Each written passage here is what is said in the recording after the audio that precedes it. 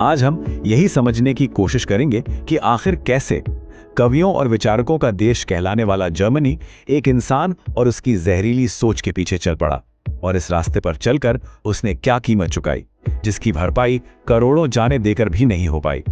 तो ये कहानी एक 11 साल के बच्चे हेलमेट की है। उसके पिता एक डॉक्टर थे और हिटलर के पक्के सपोर्टर। जब उन्हें समझ आ गया कि जर्मनी अब युद्ध हार चुका है तो उन्होंने अपने ही ऑफिस में खुद को गोली मार ली। सोचिए उस बच्चे पर क्या बीती होगी। इस घटना का हेलमुट पर इतना गहरा असर हुआ कि अगले 9 साल तक उसने घर का खाना तक नहीं खाया। उसे हर वक्त यही डर लगा रहता था कि कहीं उसकी माँ ही उसके खाने में जहर ना मिला दे।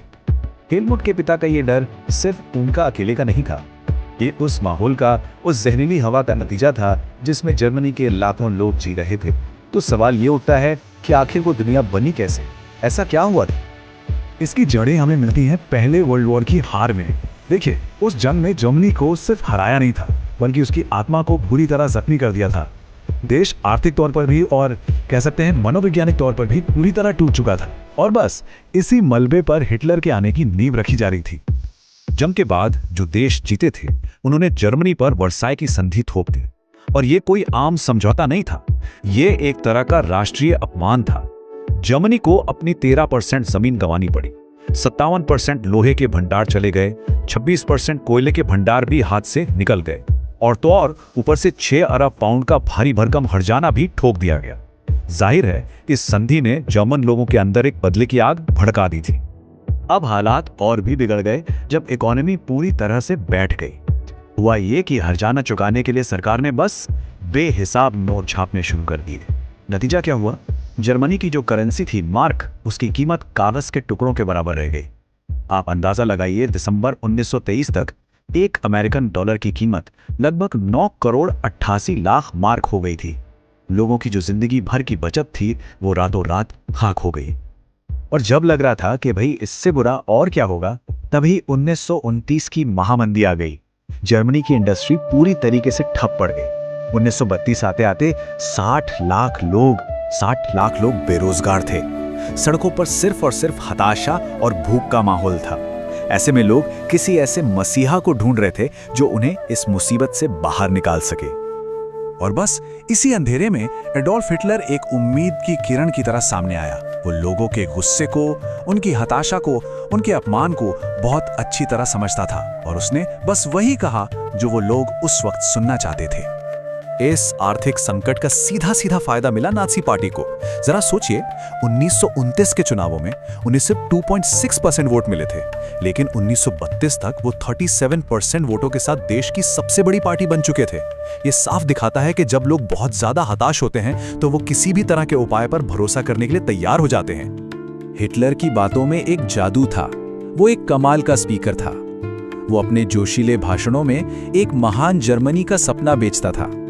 वो कहता था कि वो वर्साई की संधि को फाड़कर फेंक देगा और जर्मनी का खोया हुआ सम्मान वापस लाएगा। उस दौर में भूखे और बेबस लोगों के लिए उसके शब्द किसी जादू से कम नहीं थे। नाज़ियों ने प्रोपेगेंडा का इस्तेमाल एक हथियार की तरह किया। अब कल्पना कीजिए, बड़ी बड़ी रैलियां, हजारों की तादाद में स्वस्तिक वाले झंडे, एक साथ एक ही लय में उठते हुए हाथ और नारों की गूंज। ये सब कुछ लोगों के दिमाग पर असर डालने के लिए डिजाइन किया गया था। हिटलर को ऐसे दिखाया गया जैसे वो कोई मसीहा हो जो जर्मनी को बचाने के लिए ही आया है। 30 जनवरी 1933 ये वो तारीख है जब हिटलर जर्मनी का चांसलर बना, और सत्ता में आते ही उसने लोकतंत्र की एक एक ईंट को उखाड़ना शुरू कर दिया। जर्मनी को एक तानाशाही में बदलने में उसे बस कुछ ही महीने लगे, और ये सब एक बहुत ही सोची समझी चाल के तहत हुआ। सबसे पहले जर्मन संसद में एक रहस्यमय आग लगी। इसका इल्जाम डाल दिया गया कम्युनिस्टों पर, और इसी बहाने हिटलर ने अग्नि अध्यादेश जारी कर दिया, जिसने लोगों के बोलने, लिखने, इकट्ठा होने सारे के सारे अधिकार छीन लिए। और बस इसके बाद आया विशेषाधिकार अधिनियम, जिसने सारी ताकत हिटलर के हाथों में दे दी और जर्मनी में लोकतंत्र का हमेशा हमेशा के लिए खात्मा कर दिया। जब सारी सत्ता हिटलर के हाथ में आ गई, तब उसने अपनी नस्लवादी और बेहद घिनौनी सोच को हकीकत में बदलना शुरू किया, और इसका अंजाम था इतिहास का सबसे भयानक नरसंहार, एक ऐसा जख्म जिसे दुनिया आज तक नहीं भूल पाई है। नाज़ी सोच के केंद्र में एक सिद्धांत था, लेबेंसरोम। इसका सीधा सा मतलब था जर्मन नस्ल के लिए ज्यादा रहने की जगह। हिटलर का मानना था कि आर्य नस्ल दुनिया में सबसे बेहतर है और उसे फैलने का पूरा हक है। और बस इसी सोच ने दूसरे वर्ल्ड वॉर और पूर्वी यूरोप पर किए गए हमले को सही ठहराया।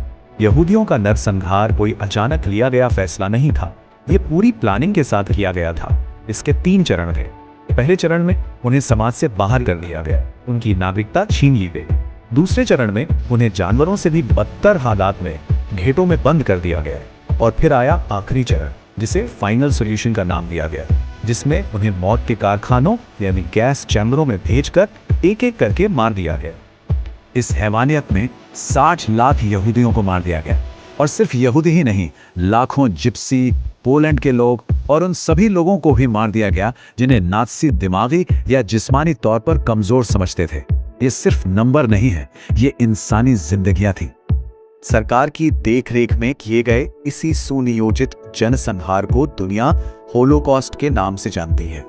और यह हमें एक बहुत दर्दनाक सबक सिखाता है कि नफरत और किसी विचारधारा के पीछे का अंधापन इंसान को कितना नीचे गिरा सकता है। तो चलिए अब वापस वहीं चलते हैं जहां से हमने ये सब शुरू किया था, उस 11 साल के बच्चे हेलमुट और उसके पिता की उस डल पर। अब हम समझ सकते हैं कि हेलमुट के पिता को सिर्फ जंग हारने का डर नहीं था, उन्हें डर था न्याय का। उन्हें इस बात का खौफ था कि उन्होंने और उनके जैसे लोगों ने जो हैवानियत की है, अब उसका हिसाब देने का वक्त आ गया है। उन्हें डर था कि दुनिया अब उनके साथ ठीक वैसा ही करेगी जैसा उन्होंने बेबस और मासूम लोगों के साथ किया था। पादरी मार्टिन निमोलर के ये शब्द उस समाज की चुप्पी पर एक जोरदार तमाचे की तरह है। जब नाज़ी एक एक करके अलग अलग ग्रुप्स को निशाना बना रहे थे, तो बाकी सब चुपचाप देखते रहे, शायद डर की वजह से या शायद ये सोचकर कि ये आग उनके घर तक तो नहीं आएगी। तो ये कहानी हमें एक बहुत जरूरी सवाल पर लाके छोड़ देती है। जब हमारे आसपास कुछ गलत हो रहा हो, तो चुप रहने की क्या कीमत चुकानी पड़ती है?